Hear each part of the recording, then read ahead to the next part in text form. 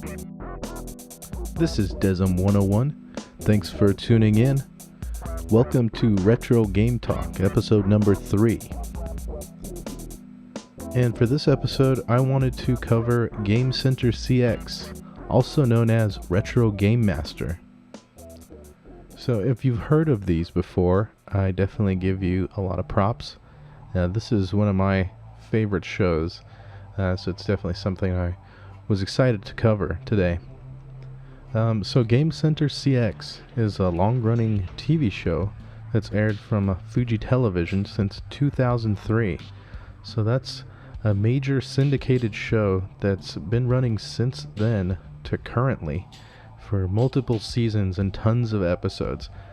And it's all about video games, specifically mostly retro video games. So real quick to note, it is a really tricky topic to make a video on because you can't really show footage from the episodes, and that's because it's all heavily copyrighted material. It's just kind of hard to see here in the States. So we'll talk more about that later, how you can try and view some of these episodes. Now, the focus is, like I said, playing old games. A lot of times they're actually bad games. And in Japan, they have bad games. They call it kusoge. So it's basically shit game. And they still really get a kick out of them as a funny, hilarious, kind of humorous exercise. At least in the context of the show, they really seem to present it that way. They're basically trying to beat these games or a specific challenge around them.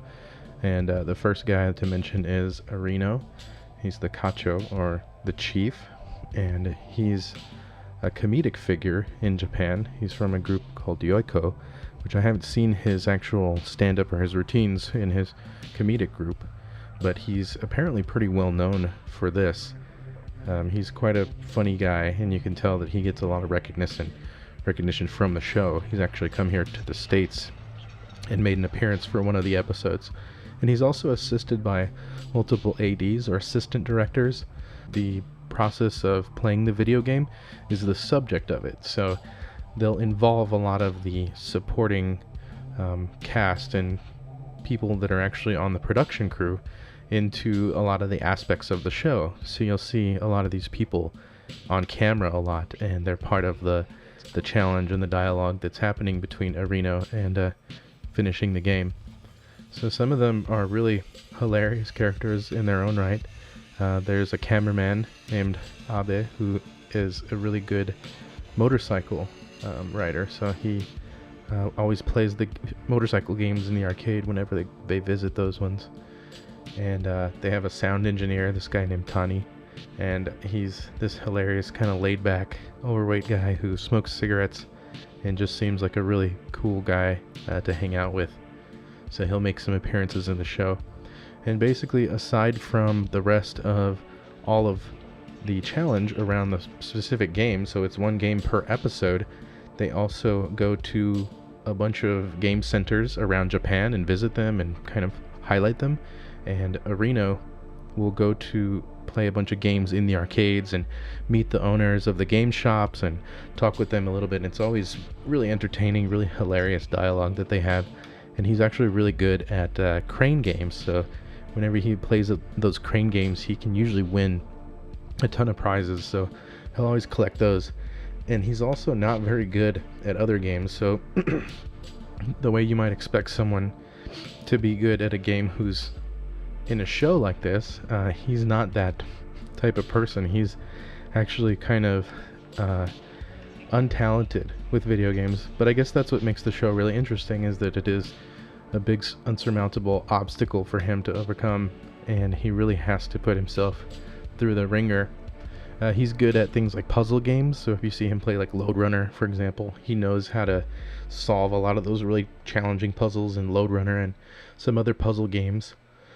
And but in action games and stuff like Ninja Gaiden, he's really bad, so you'll see him make some horrible mistakes, but sometimes it's really hilarious and it adds to the episode, or sometimes it's kind of frustrating, but the editing is done so well you don't have to sit through any extra segments, and it's just put together in an amazing way, and you're really rooting for him as you watch all these. And there's tons of other segments. I won't be able to mention all of them, but some of them are, they'll talk about secrets from games that are either known, well-known, or unknown. A ton of variety of these secrets. Some of them I haven't known, mostly because they're, around Japanese games. He'll have interviews. So there was an interview with Satoru Iwata from Nintendo and HAL. He's also done a ton of other segments where he takes calls and people help him to get through a really horrible, awful game.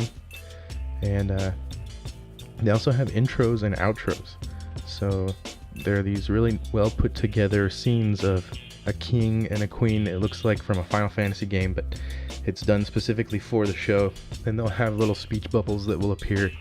And I just love, it's just one of the nice design touches that I really think is an amazing part of the presentation. You really get into these little miniature segments and all the little motifs that are constantly popping up throughout the show. Another thing is they'll show old games released by the year. So it'll show a year and it'll show certain titles that were released different months. And just kind of to give you a quick little snapshot. Here's a game, here's a description. They have this really beautiful music kind of introducing it, and they just give you a quick little snapshot of the game. Very, very fascinating. Just so much detail to it, so many different little parts.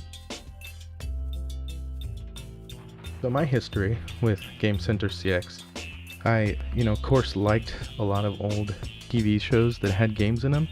And some of the first ones I used to watch were like Game Pro TV, Video Power.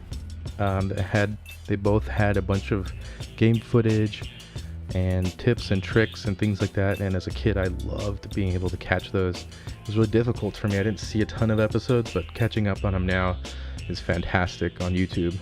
I'll share a link in the description. Another one is Nick Arcade. If you guys have seen that one, they actually played some real games at the beginning of the show on Nick Arcade. X-Play was one that was on that G4 network. I didn't really like that show, but it was okay. I mean, at least it covered video games, and so it was definitely cool for that. And so, I've always been on the lookout for any kind of shows that have games in it. I think that's a really neat kind of part of pop culture to find out about and learn more about. So the first reference that I caught was I was watching a lot of old Famicom themed videos. One of the specific YouTube channels I was watching was Crontendo, and you would even have to go back onto archive.org and find some of his original videos, but he would cover a lot of these games that were on the early Famicom release, and you never hear about them here in the States. So I thought, wow, these are really interesting games, and I needed to find out more about them. And so in that research, I came across Game Center CX and translations of it. There was a big translation project. This is probably in the early, like 2010, 2011, around the early aughts. And finding out about that and then watching the episodes was just a revelation. It was like, wow, I can't believe that there's something out here that's like this, and it's all just devoted to retro gaming and old school gaming culture. I just thought that was so amazing to find out about. So it was during this time that I found out about Kotaku was able to pick up the license for it, because Fuji TV was shopping it out, and they produced a localized version that came out here, and it was called Retro Game Master. And they basically had a bunch of translations to the narration along with captions underneath it with translations of what the staff in Arena is saying. And it was okay. You can catch those on YouTube also, but it's definitely not as good as the original series, in my opinion. But still, it's really fascinating that they tried to take that and kind of repackage it and give it to Western audiences. And there was a bit of a following that started because of that. And they released a game, or they actually localized the game for release here in the States. And it's an incredible game that has NES games, and you have to complete certain challenges to get through and acquire access to more games and more challenges. Of course, by the end of the game, you have full, multiple NES style games that are basically, reproduced in this, like, new old games, basically. And I think that they're excellent games to play. One of them is an RPG. We'll talk about more of those in a little bit. But after finding out more about that, I was just hooked. And to this day, I still try and watch as many as I can and kind of I want to see about how to get into archiving them, or because you can get a DVD release that has a bunch of that same style translations that are official. Unfortunately, they remove a lot of those additional segments where Reno travels to different arcades and all these extra things. I think it's due to licensing, so it's missing a lot of the really fun and best parts of the show that really give it its incredible character, but it's still worth supporting. And it is expensive. I think I saw it's about $50 or $60 on Amazon. You can get the DVD set, but still, it's definitely worth to check it out. So some of the episodes that are worth mentioning are Final Fight is one that I really recommend, and I really enjoyed that one. They give some great tips in there. Another one is Takeshi's Challenge. So this guy beat Takeshi, who's a famous comedian in Japan, actually was involved in the development of a game that's notorious now, and it's one of the most obtuse and difficult games, and it's really intentionally made to be a bad game. It's kind of like the grandfather of all those bad games, or kusoge titles. So it just has this really bad reputation. It was the first episode, so it really set the mood and the goal and kind of the mission statement for the series. It was a really great place to start, I think, for the game, and kind of to surround and explain the culture of video gaming, kind of build that up around it. Another episode, Metroid. They covered Metroid. Reno played through that one. It's got a ton of really interesting parts. One of the best things is they show a guide that was used and made back then, and it had a comic book that basically explained how to get through the game. So it wasn't like a normal strategy guide like we see now. It was actually one that had, like a comic illustration of panels, and really awesome to see that. I had no idea about that. Another one is The Quest of Key, or Kai, I can't remember. I think it's Key. But it's basically a sequel to Tower of Jiraga, a really old, obscure NES game. It was also an arcade game first. And it just explains a lot about the series and about the game itself and all that. And there's just really a ton of great episodes that are worth checking out. I definitely think that it's worth your time to investigate some of the episodes. One resource I recommend is crunkgames.com, that basically has a ton of these episode descriptions up through till around 2012, and it has a really wonderful detailed breakdown of each episode up to that point. So that's where I got a lot of my recaps to kind of go back. Of course, watching them, rewatching them again. There's a bunch I've been rewatching. It's definitely an amazing show. So the games, let's talk more about the games.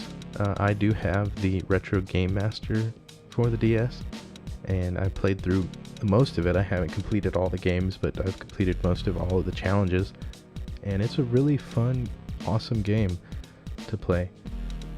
I definitely recommend to check it out if you haven't heard of it. I guess it didn't sell well enough in the States, so we didn't get a translation of the sequel, which was also released on the Nintendo DS. But thankfully there is a translation patch that came out back in 2014, and I've been getting to play that a little bit, I haven't actually made my way through it recently. Just wanted to get started on it and give it a shot. And it's an amazing game as well. I really wish that it came out here in the States, because it's very tricky to play without the translation. The basic gist of these games is that Reno is this kind of like figure that gives you the challenges, and he sends you back in time to play with him as a kid. So you're kind of like in his game room that he grew up in as a kid, and he has access to game guides, and so you can actually see a bunch of news and tips and strategies that are in the game guides, and then play the game, and he actually gives you feedback while you're playing. So he'll kind of give you shit if you mess up, or he'll cheer you on whenever you do really well. So that's a really cool little part of the game. I think that adds a lot to make it more fun and kind of authentic. And so the third one that came out was on the 3DS, and we haven't got that one here yet, so I don't think we will. And I haven't heard anything about a patch. I read that the reviews weren't so great for it, but still, it's really neat that they made that many. It appears that the show and the staff has a really great relationship in the gaming industry with like Nintendo, for example, who Nintendo is notoriously difficult to have a really good public relationship with, I guess, where it's kind of, you know, the respect is mutual, I guess. But so they featured Areno in one of their games, and then also Areno's had access to a lot of Nintendo resources, and, you know, had a lot of support from Nintendo openly throughout the history of the show. So I think that really speaks volumes about how important it really is to the culture of gaming in general. Yeah, the main thing is just, I think this is a really interesting part of gaming history that is big impact on pop culture in Japan specifically. It shows a lot of the support and interest and investment that Japanese culture has in retro gaming, and it really does a lot to preserve it, to preserve the atmosphere and the interest and the way it was throughout history, especially in the beginning, early stages. And, you know, there's no denying that Japan had a massive influence on Western games and the history of gaming in general to this day. So, alright guys, that's going to wrap it up today. Let me know what your thoughts are on this. If you've seen Game Center CX or you want to check it out, I'll leave some links in the description that'll give you some more information. Alright, thanks and have a good one.